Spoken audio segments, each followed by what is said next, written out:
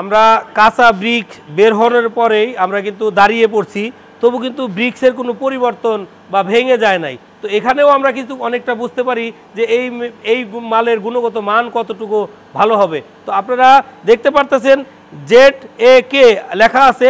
আমি নেমে যাওয়ার পরেও কারটা পিছনে আমি নেমে যাওয়ার পরেও কিন্তু আপনারা দেখবেন যে এই ব্রিক্সের সকল কিছু নিয়ন্ত্রণেই থাকবে এবং কি ভালো থাকবে।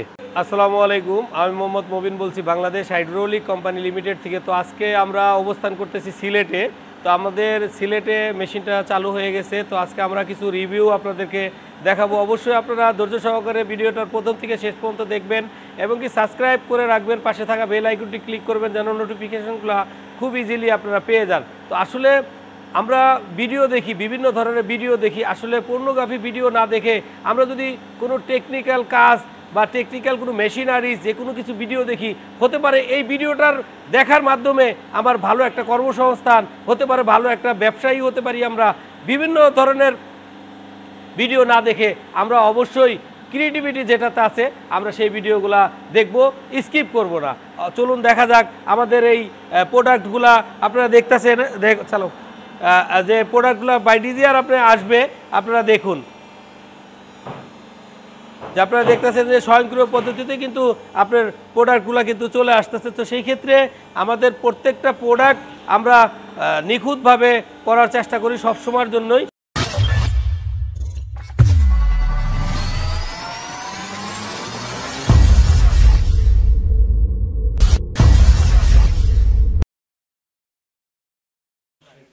তো আমরা এখন দেখব আসলে র মেটেরিয়ালটা কীভাবে খুব সহজেই আপনার এটার ভিতরে ঢেলে দেয়। তো আপনারা দেখবেন যে র মেটেরিয়ালটা কীভাবে ঢেলে দিচ্ছে। কারণ যখন মাথায় উঠায় একটা প্রোডাক্ট নিচে দেয় তখন কিন্তু কায়িক পরিশ্রম অনেক বেশি লাগে। আর সেই ক্ষেত্রে এখন যেভাবে ঢেলে দিচ্ছে কিন্তু একটা লোকের কোনো মাথায় নেওয়ার দরকার নাই। 4 CFT র মেটেরিয়াল মানে সিলেকশন সেন্ট আপনি কিন্তু খুব সহজেই ঢেলে দিল মিক্সারের ভিতরে। তো সেক্ষেত্রে আপনার কায়িক পরিশ্রম খুবই কম বা ম্যান পাওয়ার কম লাগবে। এখানেই হচ্ছে আমাদের ক্রিয়েটিভিটি, যে আমাদের মেশিনে কেন আপনার কস্ট মিনিমাইজ করে প্রোডাক্ট উৎপাদন করা যায়। আমি যদি একটা ম্যান এখানে বেশি লাগে তো সেই ক্ষেত্রে কি হবে, আমার উৎপাদন কস্ট কমে আসবে। তো এখানেও আমাদের যেমন ম্যান পাওয়ার সেভ করার একটা বিষয় আছে। আমাদের মেশিনে হাইড্রোলিক প্রেশার এবং কি কম্প্যাকশন কিভাবে বেশি আসে এগুলোও আসলে জানার বিষয় আপনাদের। আমরা আরেকটা জিনিস লক্ষ্য করব, সেই বিষয়টা হলো কি, আমাদের যারা মেশিন ক্রেতা আছেন তাদের উদ্দেশ্য করে বলবো যে আমরা যখন মিক্সিংয়ে র মেটেরিয়ালটা এখানে দিব সেই ক্ষেত্রে অবশ্যই আগে মিক্সারটা চালু করে নিব। মোটরটা চালু করে নেওয়ার ফলে কি হবে, অধিক লোড পড়বে না। আর যখন আমরা মিক্সারটা বন্ধ অবস্থায় অনেক মাল দিয়ে দিব তারপর কিন্তু চালু করলে মোটরে লোড পড়বে বেশি, বিদ্যুৎ খরচ হবে বেশি এবং কি আপনার মোটর ড্যামেজ হওয়ার সম্ভাবনা থাকবে, আদার্স পার্টস নষ্ট হওয়ার সম্ভাবনা থাকবে। তো আমাদের মিক্সারগুলো অনেক হেভি মিক্সার, বাট আমরা মিস অপারেটিং কখনো করব না। আমি দেখব এখন আবারও সেম স্বয়ংক্রিয় পদ্ধতিতেই আপনার র মেটেরিয়ালটা কিন্তু ঢেলে দিচ্ছে অলরেডি। মিক্সার কিন্তু আমাদের চলতেছে, দেখেন কত সুন্দর ব্যবস্থা, যে কায়িক পরিশ্রম খুবই কম। তো এরপরে পর্যায়ক্রমে আমরা বাকি র মেটেরিয়ালগুলো দিব, সেগুলো আমরা দেখব।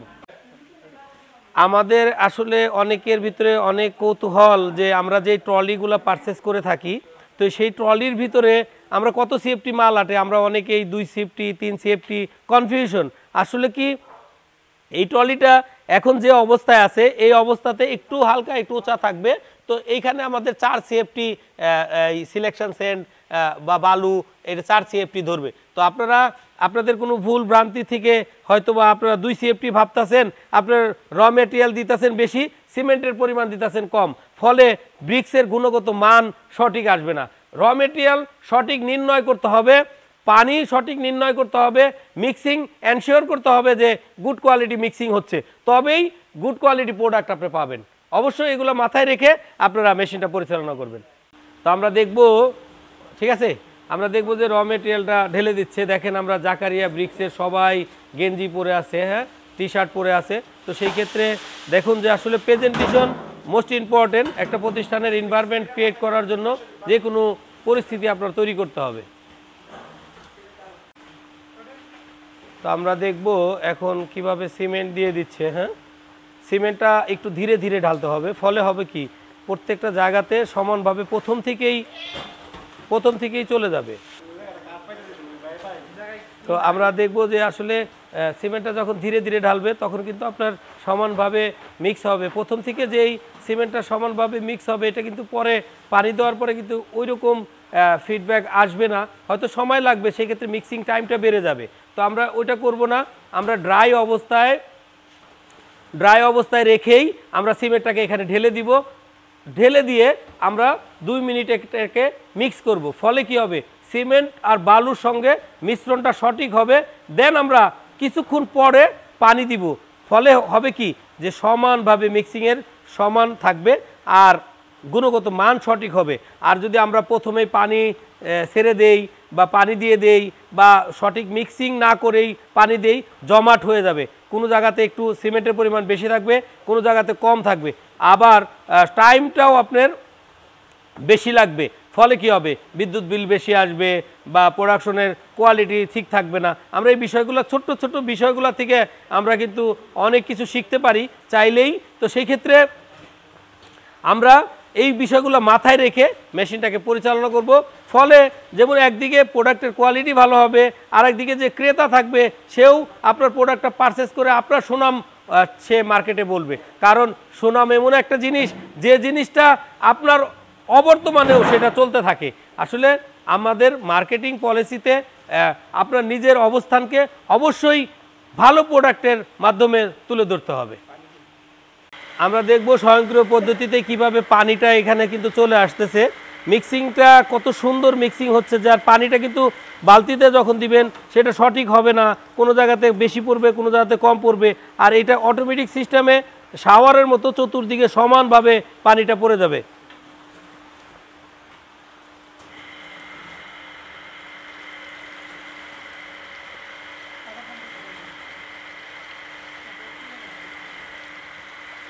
তো আপনারা দেখতেছেন যে এটা কিন্তু স্বয়ংক্রিয় পদ্ধতিতেই ওয়াটার চলে আসছে এবং কি মিক্সিংটা কিন্তু হচ্ছে।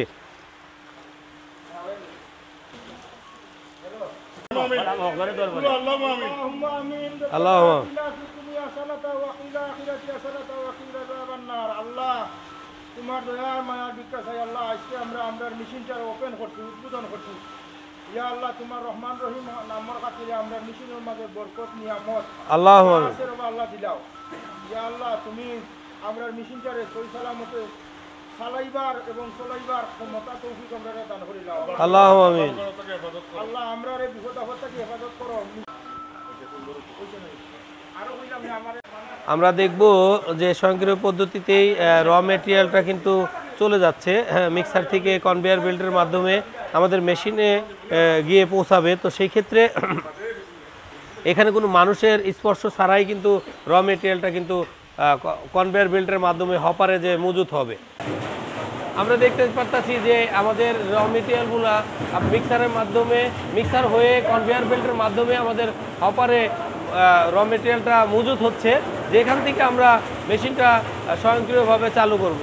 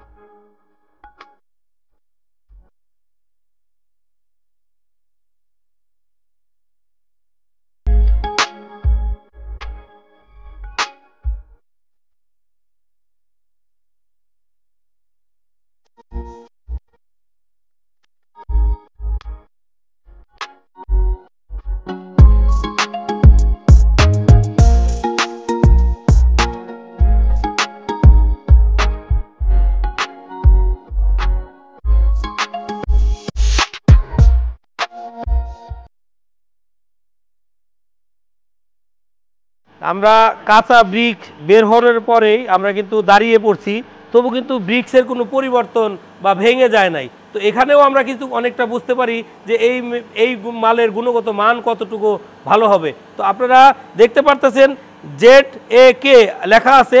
আমি নেমে যাওয়ার পরেও কারটা পিছনে, আমি নেমে যাওয়ার পরেও কিন্তু আপনারা দেখবেন যে এই ব্রিক্সের সকল কিছু নিয়ন্ত্রণেই থাকবে এবং কি ভালো থাকবে, যে এই মালের গুণগত মান ভালো আছে আমরা এখান থেকেই বুঝতে পারবো। আর যখন নাকি একটা মাল আমি দাঁড়াতেই পারবো না, ভেঙে যাবে, তো মেশিন মোস্ট ইম্পর্টেন্ট, মেশিনের কোয়ালিটি যত ভালো থাকবে প্রোডাক্টের কোয়ালিটি তত ভালো হবে। এই বিষয়গুলো আমরা অবশ্যই মাথায় রাখবো। আমরা কিন্তু একটা লাইভ ভিডিও করতেছি, এখানে উপস্থিত সবাই আছে, যে এই প্রোডাক্টটা বের হওয়ার পরেই আমি দাঁড়িয়ে পড়ছি, মালের কোনো পরিবর্তন হয় নাই। আমরা আসলে সিলেটে যে ভাইয়ের কাছে আমরা মেশিনটা বিক্রি করেছি, সে ভাই লন্ডন প্রবাসী, তো বিদেশে থাকে। তো বাংলাদেশে এই মেশিনটা বসানোর পিছনে আসলে তার কোনো অর্থের লোভ নাই, সে কোনো অর্থর জন্য করে নাই। এই দেশে যেন মিনিমাম মানুষের কর্মসংস্থান হয়, যে কর্মসংস্থানের মাধ্যমে সে চুরি বাটপারি আদার্স কিছু থেকে দূরে থেকে যেন সে সঠিক কর্ম করে জীবনযাপন করতে পারে তার ফ্যামিলি নিয়ে। এইটার জন্য সে আমাদের বড় ভাই এই প্রজেক্টটা করেছে। তো আপনারা ভাইয়ের জন্য দোয়া করবেন সবাই। আর যারা এ ধরনের প্রজেক্ট করতে চান তারা অবশ্যই এ ধরনের প্রজেক্ট করে নতুন নতুন কর্মসংস্থান তৈরি করবেন। ভালো থাকবেন, আল্লাহ হাফেজ।